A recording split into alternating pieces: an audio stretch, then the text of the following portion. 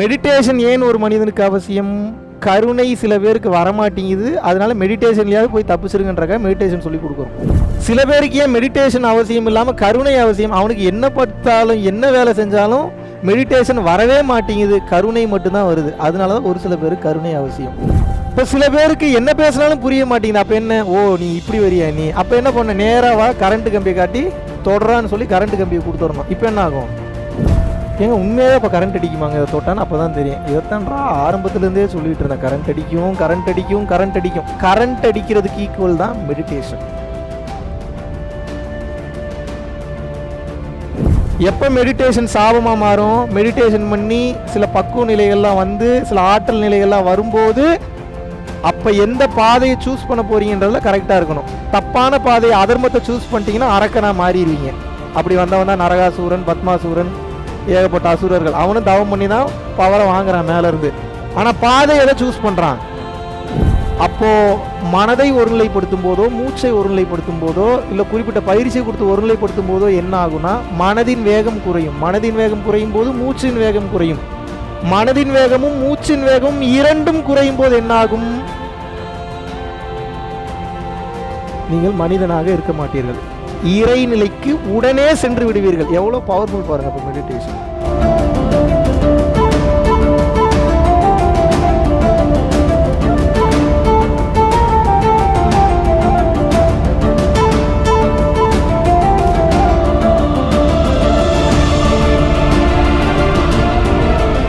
வருகின்ற ஜனவரி 28ஆம் தேதி 2024 வருடம் மலேசியாவில் உள்ள செரம்பான் அப்படின்ற பகுதியில் வந்து பார்த்தீங்கன்னா பரம்பொருள் யோகம் ஒரு நாள் நேரடி வகுப்பு வந்து கண்டக்ட் பண்ணுறோம்.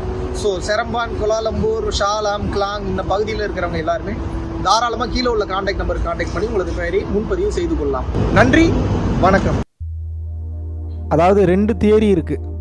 ஒன்று ஸ்ட்ரெயிட்டாக பேசி புரிய வைக்கிறது. நீங்களாம் அதெல்லாம் எப்போயோ கடந்துட்டீங்க. நீங்கன்னா நான் உலக மக்களே சொல்கிறேன். நான் உலக மக்கள், உலக வாழ்க்கையில், குடும்ப வாழ்க்கையில் இருக்கிறவங்க எல்லாருமே எப்படி வாழ்கிறீங்க அப்படின்னா, ஸ்ட்ரெயிட்டாக சொன்னால் எதுவும் புரிகிறதில்ல, உங்களுக்கு சுற்றி வளைச்சி சொன்னாலும் புரிகிறதில்ல. அப்போ அதை எப்படி சொல்லணும்னா ரிவர்ஸ் தியரியில் சொல்ல வேண்டியதாக இருக்குது. ரிவர்ஸ் தியரினா என்ன? சேம் கண்டென்ட்டு வேறு மாதிரி சொல்லி புரிய வைக்கிற மாதிரி புரிய வைப்பேன். உங்களுக்கு கண்டென்ட் கன்வே ஆனால் ஓகே தானே?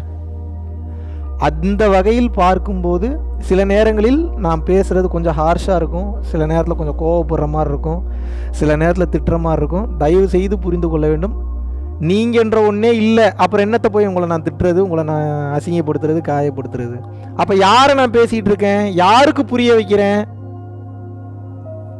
எப்பெல்லாம் தேவையில்லாத உங்கள் ஈகோ மேலே வருதோ அந்த ஈகோக்கு இந்த விளக்கெல்லாம் கொடுத்துட்ருக்கேன் நான்.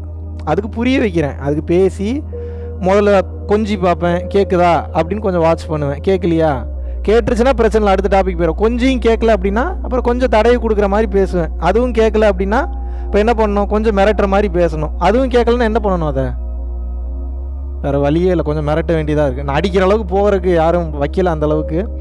நானும் அவ்வளோ சீக்கிரம் யாரையும் அடிக்கிறது இல்லை, அடித்ததும் இல்லை. சொல்கிறேன், தேவைப்பட்டால் அதையும் வள்ளலாரே சொல்கிறார், அடித்து திருத்துவேன் அப்படிங்கிறாருல. அப்புறம் என்ன, அதுக்கு மேலே என்ன? மாறுறதுக்கு தயாராகிட்டீங்கன்னா மிதி வாங்குறதுக்கு தயாராகிடணும்னு அர்த்தம். எத்தனை பேர் மிதி வாங்க தயார் நிலையில் இருக்கீங்க? இப்போ எக்ஸிக்யூட் பண்ண போகிறேன், அதனால் கேட்குறேன் நான். ஓகே, அப்போ ஆல்மோஸ்ட் எல்லாம் தயார் நிலையில் தான் இருக்கீங்க. இந்த இடது கழுத்து பகுதியில் மிதிக்கலாமா? இடது கழுத்து பகுதி, வலது கழுத்து பகுதி. இப்போ உங்களுக்கு டவுட் வருது, நீ மெடிடேஷன் பண்ண போறியா இல்லை வர்மா ட்ரீட்மெண்ட் கொடுக்க போறியா? என்ன இன்ஸ்ட்ரக்ஷன் கொடுக்குறனோ அந்த இன்ஸ்ட்ரக்ஷனில் கரெக்டாக, கிளியராக, ஃபுல்லாக ஃபோக்கஸ்டாக இருக்கணும். கிளியர்? உங்களுக்கு ஏதோ ஒன்று கொடுக்கணுன்ட்டு நான் வரேன், கொடுக்கணுன்ட்டு வரும்போது அது 100% ரிசீவ் பண்ணுறதுக்கு கெப்பாசிட்டியோடு இருங்க. அதுக்கு தகுதி படுத்திக்கங்க உங்களை. நான் கொடுக்க வரும்போது நீங்கள் தட்டி விட்டிங்கன்னா எப்படி ரிசீவ் பண்ணுவீங்க?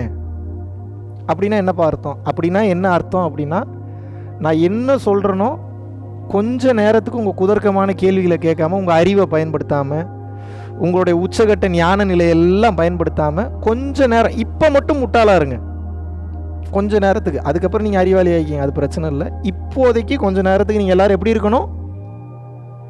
தப்பாக சொல்லிட்டேன், தப்பாக எடுத்துக்காது. முழு முட்டாளாக இருக்கணும். எப்படி இருக்கணும்? முட்டாள்ன்றது கூட தவறான வார்த்தை. இது எப்படி இருக்கணும்? ஒரு எந்த சிந்தனையும் இருக்கக்கூடாது. பேபி கூட முட்டாள் இல்லைங்க, அது புத்திசாலி. முட்டாளாக மாறிடுங்க. நீங்கள் தயவு செய்து முட்டாளாக மாறிடுங்க. அறிவு வேலை செஞ்சதுன்னா ரிசீவ் பண்ண மாட்டீங்க. மெடிடேஷன் ஏன் ஒரு மனிதனுக்கு அவசியம்?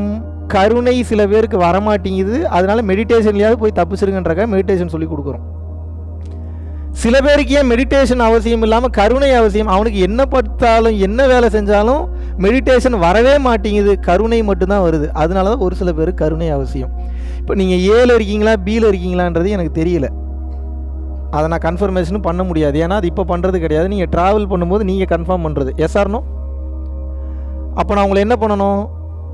சேஃப் பண்ணக்கூடிய அந்த சுச்சுவேஷனில் நான் இருக்கேன், அந்த பொசிஷனில் நான் இருக்கேன். அப்போ என்ன, ரெண்டையும் இணைந்து பழக வேண்டும். இப்போ இவ்வளோ நேரம் உட்காந்து கருணை கருணைன்னு நம்ம பேசுகிறோம், அதனுடைய வலிமை புரிகிறதுக்கு நீங்கள் கருணையோடு இருந்து உங்கள் வாழ்க்கை மாறினா தான் புரிஞ்சுக்க முடியுது. Yes or no? ஆனால் அது பவர்ஃபுல் வே தான், அது தப்பான வேலாம் ஒன்றும் கிடையாது, அதான் உச்சகட்டம். இப்போ சில பேருக்கு என்ன பேசினாலும் புரிய மாட்டேங்குது. அப்போ என்ன, ஓ நீ இப்படி வரியா நீ, அப்போ என்ன பண்ண, நேராவா கரண்ட்டு கம்பியை காட்டி தொடரான்னு சொல்லி கரண்ட் கம்பியை கொடுத்துடணும். இப்போ என்ன ஆகும்?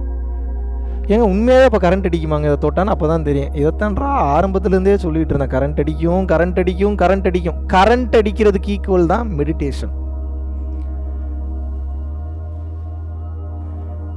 இப்போது வெளியில் ஒரு கரண்ட் கம்பி போகுது, அந்த கரண்ட் கம்பி கெட்டவன் தொட்டால் மட்டும்தான் ஷாக் அடிக்கும், நல்லவன் தொட்டா நான் அடிக்க மாட்டேன் தம்பி தொட்டுக்குங்கன்னு சொல்லுமா இந்த கரண்ட் கம்பியாது? சொல்லுமா? சொல்லுமா? வாய்ப்பே இல்லை. எப்படி சொல்லணும்?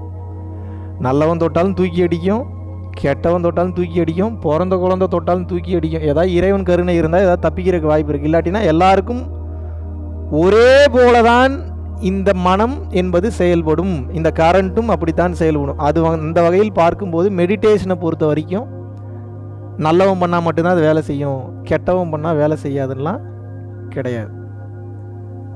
நல்லவன் தொட்டாலும் பவர் வரும், கெட்டவன் தொட்டாலும் பவர் வரும். இதில் பியூட்டி என்னென்னா, அது எப்படிங்க கெட்டவன் தொட்டாலும் பவர் வருமா? வரும். தொடர்ச்சியாக மெடிடேஷன் பண்ணும்போது. மெடிடேஷன்றது என்ன சொல்லுங்க? தியானம். தியானம்னா என்ன? மனதுன்னு கூட சொல்ல முடியாது, ஒருநிலைப்படுத்துதல்னு அர்த்தம். ஒருநிலைப்படுத்தினீங்கன்னா அது தியானமாக மாறிவிடுகிறது. நீங்கள் எங்கே வேணாலும் ஒருநிலைப்படுத்தலாம், சரிங்களா? அப்போது மனதை ஒருநிலைப்படுத்தும் போதோ, மூச்சை ஒருநிலைப்படுத்தும் போதோ, இல்லை குறிப்பிட்ட பயிற்சியை கொடுத்து ஒருநிலைப்படுத்தும் போதோ என்ன ஆகுனா, மனதின் வேகம் குறையும். மனதின் வேகம் குறையும் போது மூச்சின் வேகம் குறையும். மனதின் வேகமும் மூச்சின் வேகமும் இரண்டும் குறையும் போது என்ன ஆகும்? நீங்கள் மனிதனாக இருக்க மாட்டீர்கள், இறைநிலைக்கு உடனே சென்று விடுவீர்கள். எவ்வளோ பவர்ஃபுல் பாருங்கள். இப்போ மெடிடேஷன் உடனே நம்மளை எக்ஸ்பீரியன்ஸ் பண்ண வைக்கிது பாருங்கள். நமக்குள்ளே ஒன்று இருக்குன்னு என்ன சொன்னாலும் கதை தான். உங்களுக்கு தொட்டு உணர்த்தி அதை ப்ரூவ் பண்ணிட்டோம்னா அது எப்படி கதையாக இருக்கும்? அப்போ இருக்குன்றது கன்ஃபார்ம் ஆகிடுதில்ல. அப்போ மெடிடேஷன் நமக்கு எதிரியா நமக்கு வரமா? மாபெரும் வரம். எப்போ மெடிடேஷன் சாபமாக மாறும்? மெடிடேஷன் பண்ணி சில பக்குவ நிலைகள்லாம் வந்து சில ஆற்றல் நிலைகள்லாம் வரும்போது அப்போ எந்த பாதையை சூஸ் பண்ண போறீங்கன்றதுல கரெக்டாக இருக்கணும். தப்பான பாதையை அதர்மத்தை சூஸ் பண்ணிட்டீங்கன்னா அரக்கனாக மாறிடுவீங்க. அப்படி வந்தவன் தான் நரகாசூரன், பத்மாசூரன், ஏகப்பட்ட அசுரர்கள். அவனும் தவம் பண்ணி தான் பவரை வாங்குறான் மேலேருந்து. ஆனால் பாதை எதை சூஸ் பண்ணுறான்? அன்எத்திக்கல் வே, அதர்மத்தை சூஸ் பண்ணுறான். அதனால அவனுக்கு வாழ்க்கை என்ன மாறிடுது? எவ்வளோ பெரிய பவர் இருந்தாலும் அதோட ஒரு பெரிய பவரில் ஒருத்தன் வந்து அவன் அழிச்சிருவான்.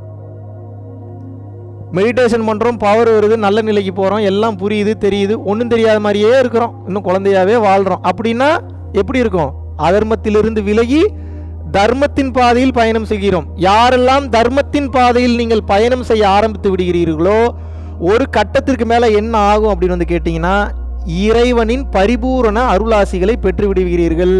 மூச்சின் வேகம் குறையும், சமாதி நிலைக்கு போவீங்க, அண்டம் விட்டு அண்டம் போகக்கூடிய ஆற்றல் கிடைக்கும். இதெல்லாம் கம்மி, நான் சொல்கிறது நிறையா இருக்குது. நான் ரொம்ப இப்போ சொல்லிட்டேன்னா எதிர்பார்ப்பு அதிகமாயிரும். எதிர்பார்ப்பு அதிகமாயிருச்சு அப்படின்னா யோகம் சித்திக்காது.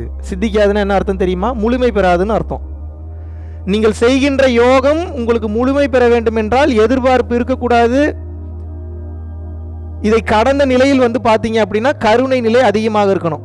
இது எதிர்பார்ப்பு கூட கொஞ்சம் நெஞ்சு இருந்துட்டா பிரச்சனை இல்லை, கருணை இருந்துருச்சுன்னா முடிஞ்சு, ஜெயிச்சிருவீங்க.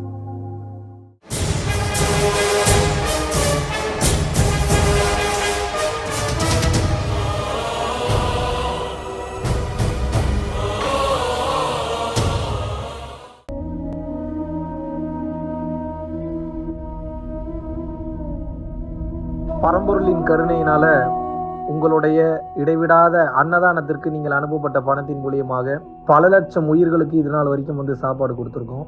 ஸோ கொரோனாலேருந்து ஆரம்பித்து ஒரு நாள் கூட விடாமல் பல உயிர்களுக்கு வஸ்திர தானங்களாக இருக்கட்டும், படிக்க முடியாதவங்களுக்கு கல்வித்தொகை கட்ட முடிய விஷயங்களாக இருக்கட்டும், இல்லை ஸ்போர்ட்ஸ் ரீதியாக விளையாடக்கூடிய நல்ல மாணவர்களை அனுப்பி வைக்கக்கூடிய விஷயங்களாக இருக்கட்டும், அதை தொடர்ந்து வந்து பார்த்தீங்கன்னா ரெகுலராக மந்த்லி பேசிஸில் ஏழை குழந்தைகளுக்கு க்ரோசரிஸ் கொடுக்கறதாக இருக்கட்டும், இல்லை அவங்களுக்கு வந்து பார்த்தீங்கன்னா சேம் அவங்க விருப்பப்படுறவங்களுக்கு வீட்டு துணிமணிகள், வீட்டுக்கு தேவைப்படக்கூடிய மற்ற பொருட்கள் வாங்கி கொடுக்கறதாக இருக்கட்டும், எல்லா உதவிகளும் வந்து பார்த்தீங்கன்னா உங்களோட உதவினால தான் போயிட்டு இருக்கு. சாது சிதம்பர சுவாமிகள் வளநாட்டார் வந்து ஒரு வார்த்தை சொல்லுவார், பசித்தோர் முகம்பார் பரம்பொருள் அருள் கிட்டும் அப்படின்னு வந்து சொல்லுவார். வள்ளல் பெருமானும் ஜீவகாருண்யம் உள்ள சம்சாரிகளுக்கு எப்பேற்பட்ட சூழ்நிலையிலும் வந்து பார்த்தீங்கன்னா அவங்களோட லாபம் தடைபடாது, தொழில் பிரச்சனைகள் வந்து நிவர்த்தியாகும், அதை தொடர்ந்து வந்து வாழ்க்கையில குடும்ப பிரச்சனைகள் விலகும், அதுபோக குழந்தை சம்பந்தமான பிரச்சனைகள் எதுவாக இருந்தாலும் வந்து இந்த அன்னதானத்திற்காக நீங்கள் செய்யக்கூடிய ஒவ்வொரு ரூபாயும் அது வந்து உங்களுக்கு நிச்சயமாக புண்ணியமாக வந்து சேரும்.